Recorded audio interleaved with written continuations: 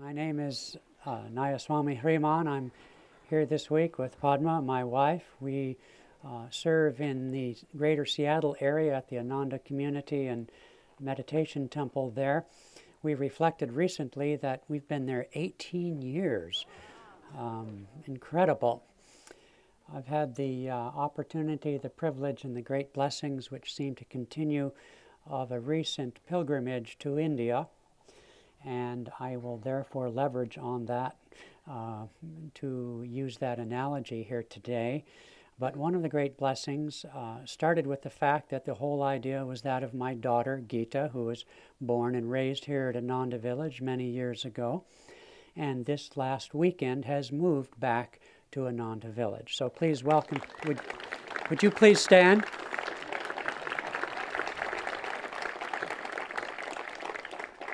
I could not have made the trip without her. She took good care of our old fuddy-duddy dad who couldn't find his way out of a sleeping bag, but we had a very, very wonderful time.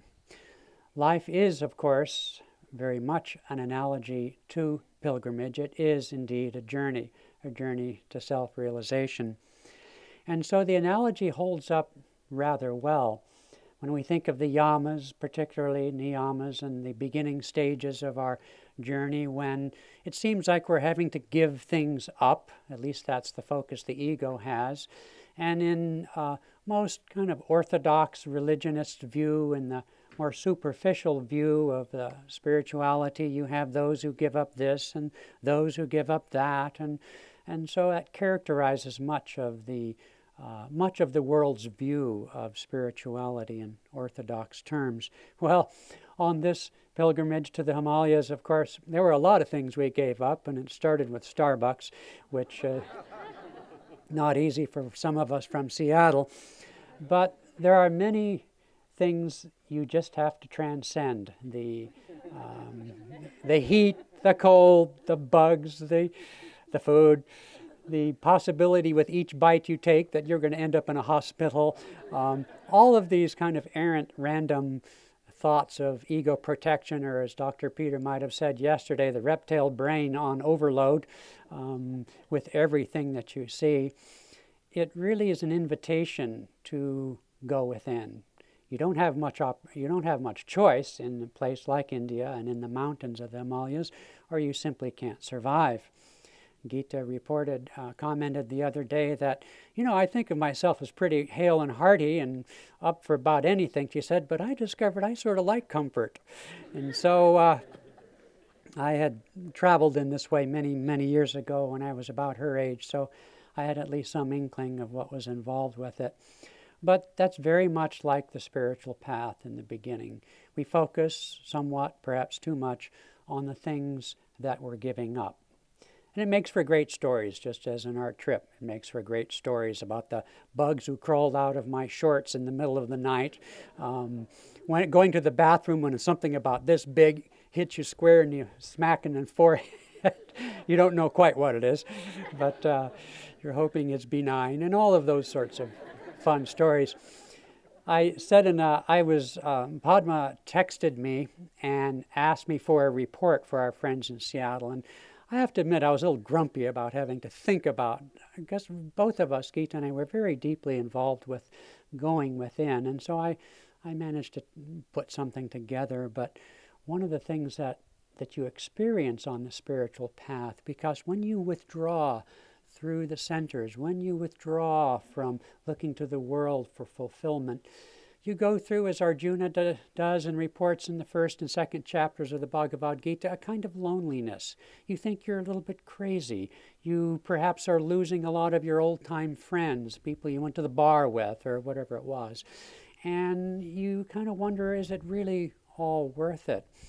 And there on this journey up through the Ganges and into the mountains and so forth, the two of us with our guide Mahavir, who many of you know, who's guided Ananda tours now for decades, and his faithful driver Satendra, I reported that, you're stripped to the flesh, you're stripped to the bones, no privacy, no comforts, you're down to the bare essentials of living.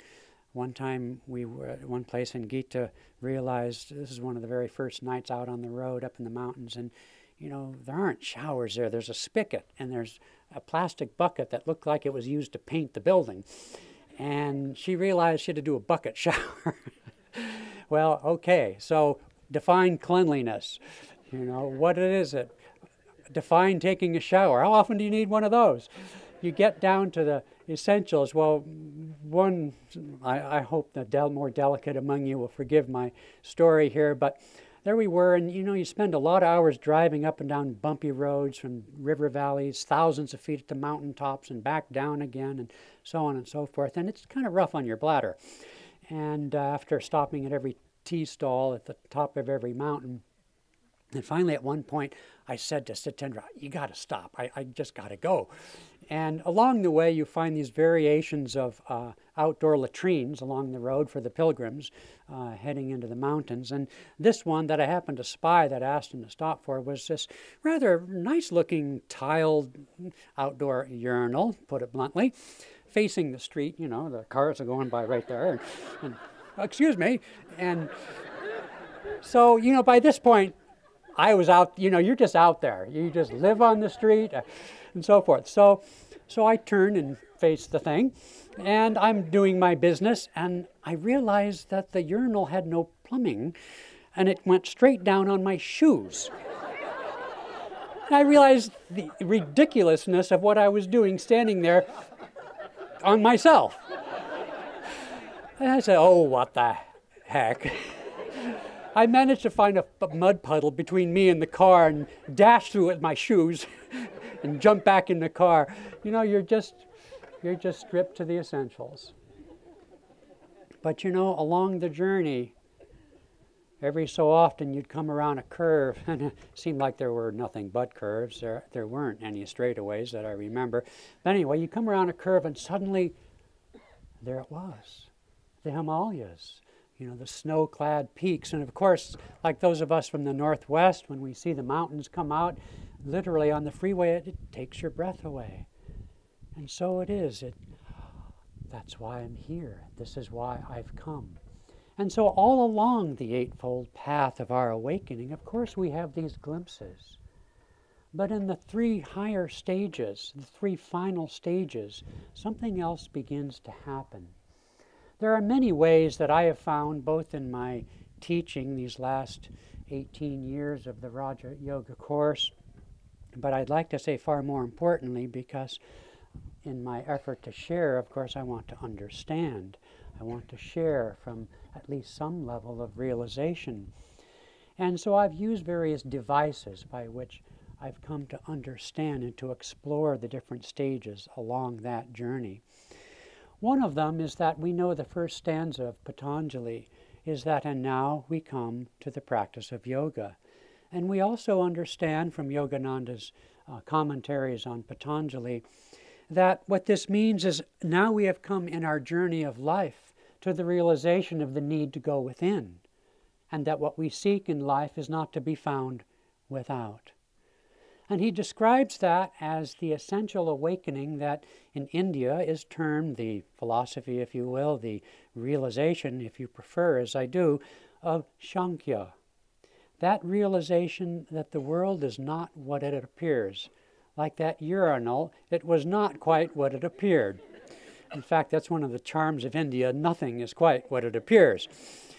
The sadhus may not really be sadhus, they warn the tourists.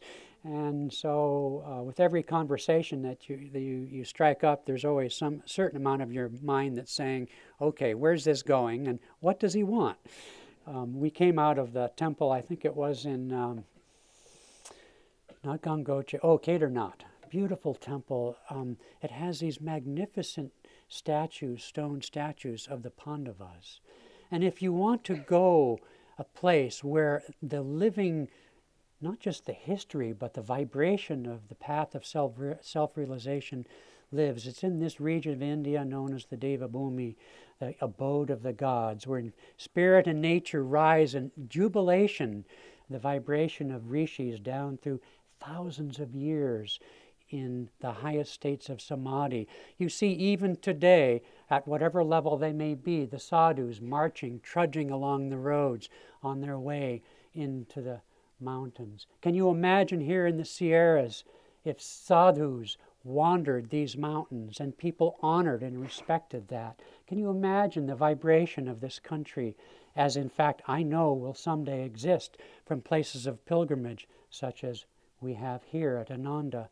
Well, people will come from the dusty hot plains as they do in India. Can you imagine the draw? Think about it. Yogananda was compelled as a young person, as a young man, to seek the Himalayas. I realized so strongly what a dynamic, creative, powerful symbol those mountains mean to the peoples of India and how they all long to go there. Well, it's a metaphor. We don't have to go there because those Himalayas are within ourselves.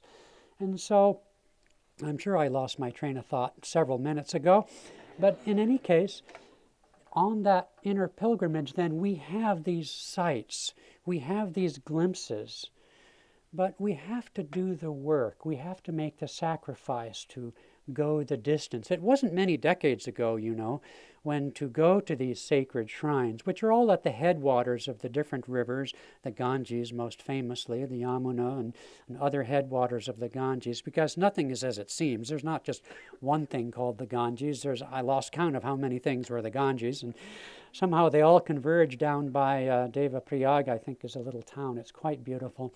And it's called the Ganges, but anyway, whatever they call it, it has a magnetism and a power and a vibration. Ah, yes, we were at Kedarnath, and these beautiful, just powerful images of the Pandavas, who are, for all intents and purposes, in one form or another, Arjuna, as a prior incarnation of Yogananda, he said, are part of this spiritual path. And so we had a wonderful experience there, notwithstanding the push of the crowds and the yelling and shouting. I whispered to Gita, I couldn't see what they were all doing. I said, you know, it looks like a roulette table in Las Vegas here. And then I got down to the rock, which is said to be the hump of Shiva, and started to put the ghee on it. And just suddenly, you know, it's as if all that receded into the background. And I was just transported. It was an incredible experience. And then, duality being what it is, as we stepped out of our, you know, they don't let you hang in there very long. You're pushing and shoving and so on. Anyway, so we come out, and then there's these two sadhus. Just, I mean, I wish I could have taken a picture of them. They were just a case. But basically, it was really obvious when they saw us, and we were very few Westerners anywhere that we went, and it was mostly Indians, and they caught sight of us, and it was really obvious what they wanted was money.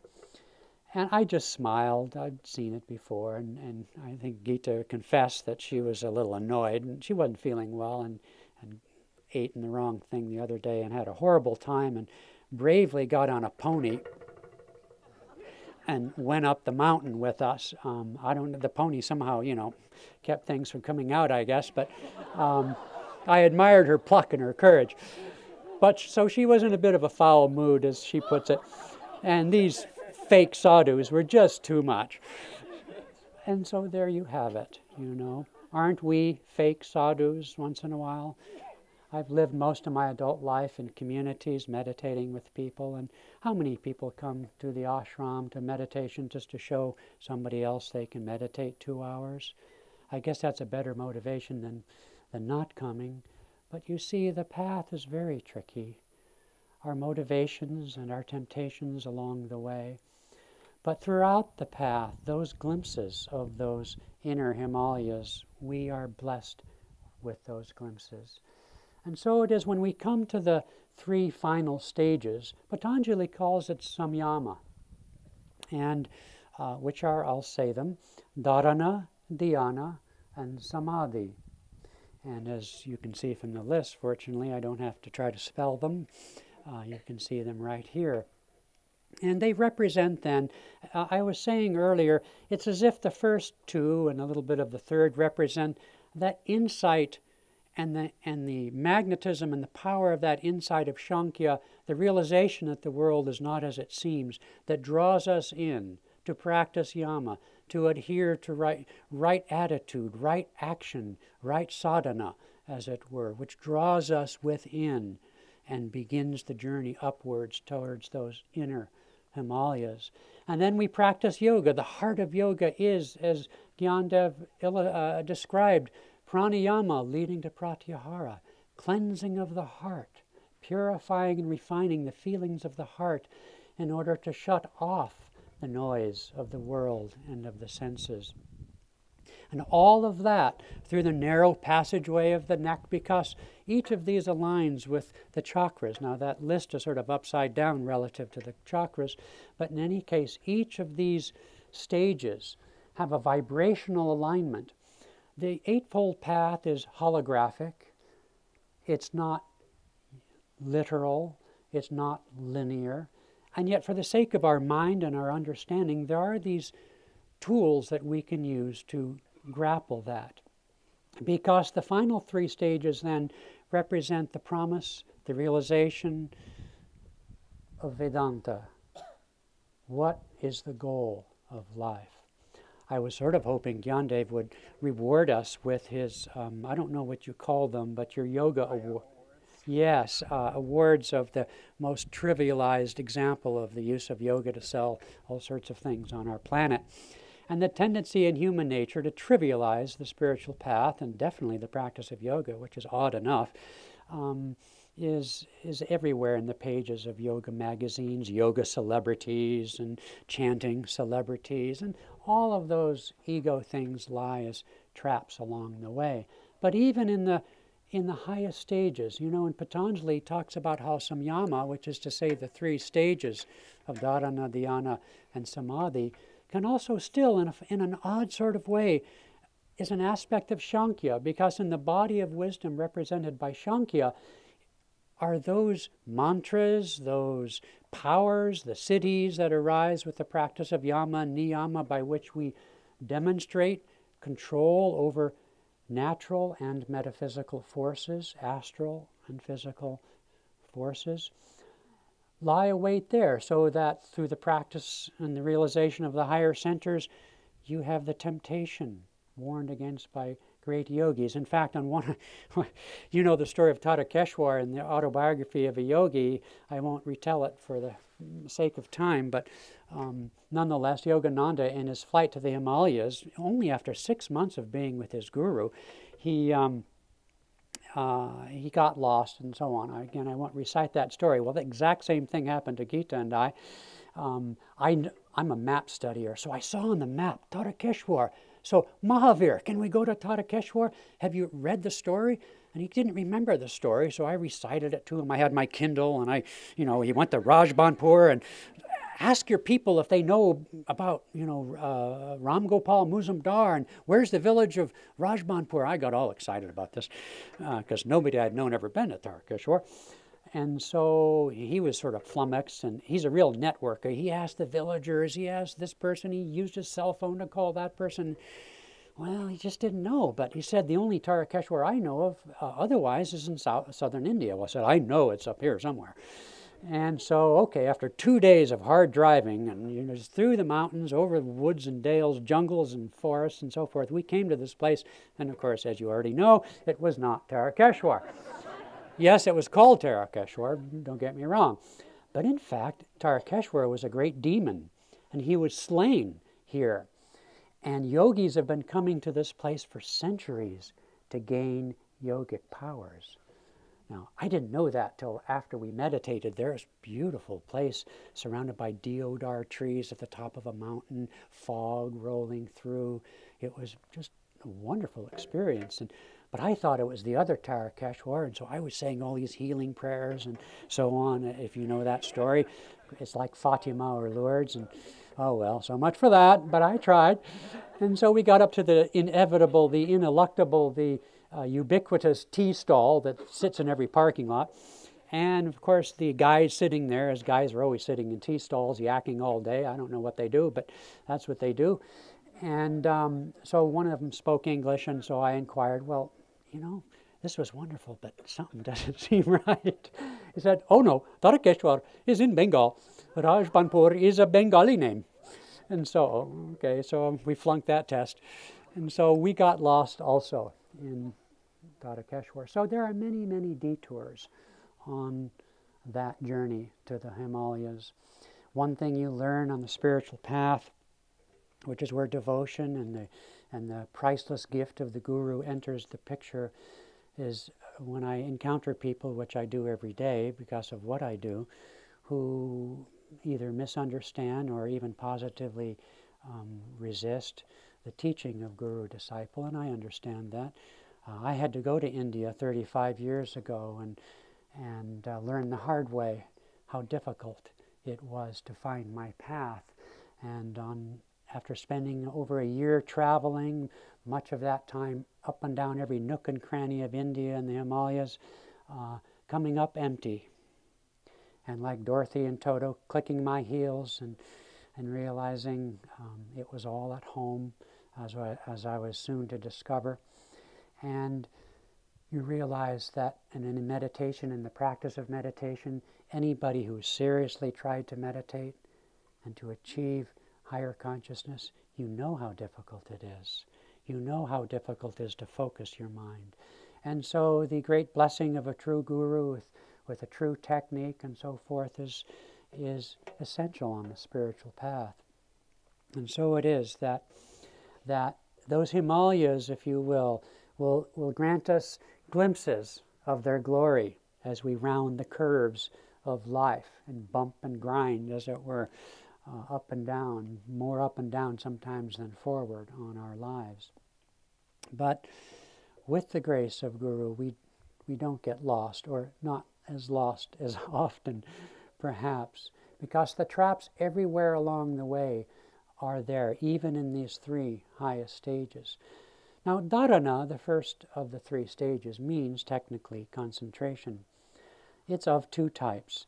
It's the ability to concentrate based on the blessings and power of pratyahara, to interiorize the minds, the ability to hold steady the image of one's chosen deity, guru, and so forth.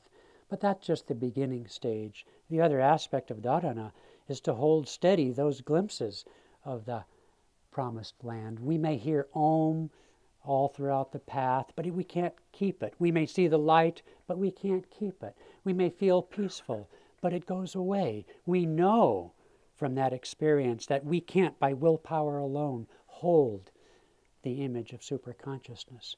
In dharana, then it appears steady to the inner sight. But there's a problem. The same problem I had in India. I was still there. And so it is dharana aligned with the Ajna chakra at the negative pole, the seat of ego. That I is observing my peace. That I is listening to Om. Yes, blissfully, fine, but it is still the sense of I. It is only when that I moves forward, as it were, to the Kutastha Chaitanya, to the Kutastha, and merging in that experience of peace, or any of the 8 aspects coming up the chakras: peace, wisdom, energy, love, calmness, the inner sounds, the inner light, and bliss. And it's only when we have that experience, which goes beyond the words, because we can't construct, there's no construct of the intellect that doesn't include a noun, verb, and an object. There's always an I there. Nothing is lost when that I becomes peace, when that I becomes Om. But that's still, as it were, in the astral, in the causal. It's still the reflection of the pure soul. And it's only in samadhi that we go beyond the 3 bodies, beyond the 3 worlds, and into all of them simultaneously. You know, I can't speak from realization. I remember a woman student came up to me years ago. She said, well, okay, so samadhi. You know, I gave the class on the Eightfold Path that night. What are you thinking? Maybe 6 months? I said, maybe. For you. But nonetheless, if you listen and read sensitively to the accounts of the cosmic consciousness, there is no one state. Somebody from the 60s like me might say it blows your mind. It's a mind-blowing experience. Well, that doesn't really say anything. It can be, as it were, a void. It can be, what does it mean to be incarnate as a great warrior, which Yogananda said, while free, while an avatar, and conduct battles? When Kriyananda asked him, oh, what's that like? What's it mean to be an avatar and kill people, or whatever it was, great generals like he had to be when he was William the Conqueror? He says, Yogananda said, you never lose your sense of inner freedom. That's Nirvikalpa Samadhi. From Sabhikalpa Samadhi, when we, as it were, are inert and in that state of cosmic consciousness, whatever form that takes, we come out of it. And we can still fall spiritually, Yogananda said. But in Nirvikalpa Samadhi, even when we achieve that and are free, we may have many lifetimes yet to be freed. We could care less. We could do it quickly. We could not do it at all. There's no way to define the state of infinity. Yogananda said, and I recite it every day, he said, recite my poem, Samadhi.